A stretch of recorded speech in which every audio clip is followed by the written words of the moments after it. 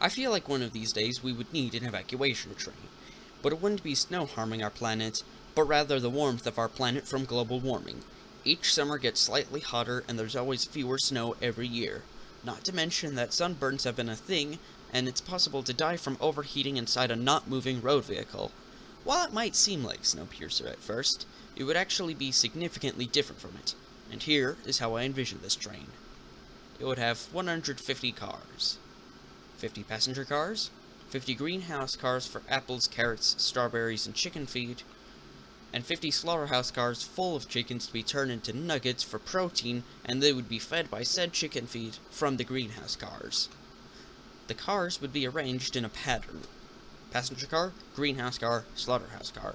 Passenger car, greenhouse car, slaughterhouse car.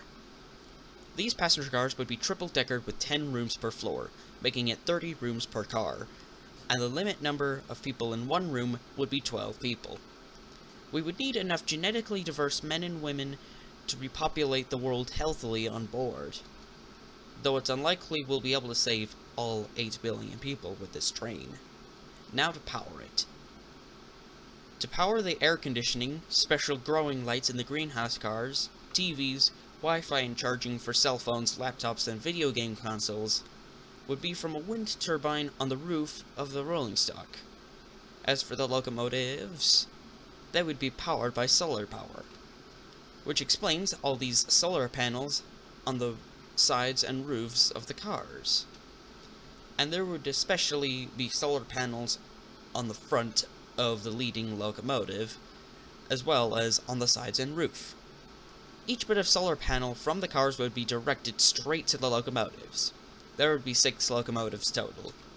Behind the leading one, there would be 5 cabless units to provide extra power for the train, while they would be walkable between there and the cars behind it. Historically speaking, this was a thing for the EMDF-7s. The train would be designed for a continuous pace of 60 miles per hour. Not slower, not faster, 60. Unlike Snowpiercer, it wouldn't be a classism system.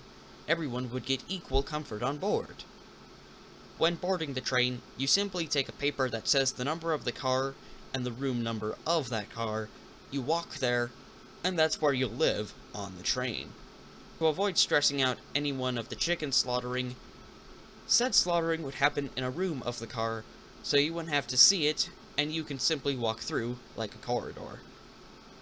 To warn any remaining animals on the tracks, the train would have a Nathan Airchime K5LA horn used on Amtrak trains.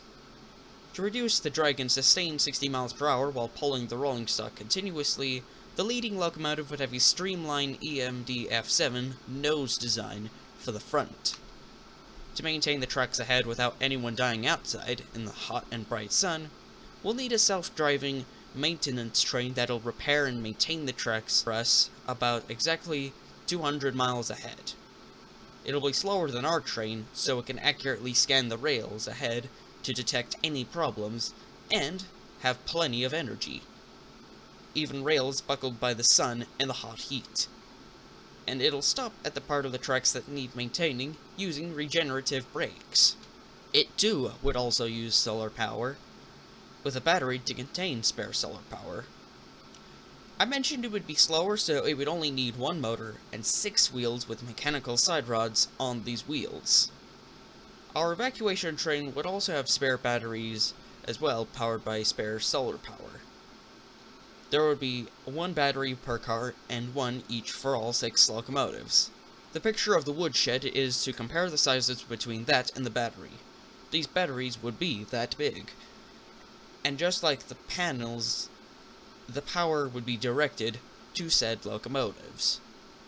I'm not a licensed meteorologist or scientist for climate/weather, but I estimate it would likely take 50 years for the planet to cool back down, should there be no emissions for that long, to be safe again. So we would likely need to spend 50 years on board the moving train. We would need to deploy the track maintaining train 1 day before we start calling people to board our train for evacuation, as to allow the track maintainer to get ahead of us. But the most major difference from Snowpiercer would be that it would not be a dystopian, but rather a calming paradise. Not just because to rail fans, train equals fun, but also because nobody would have to work, because nobody would have to pay taxes, rent, bills, or mortgage, because the food would be free. If you have any questions related to my train idea, comment down below.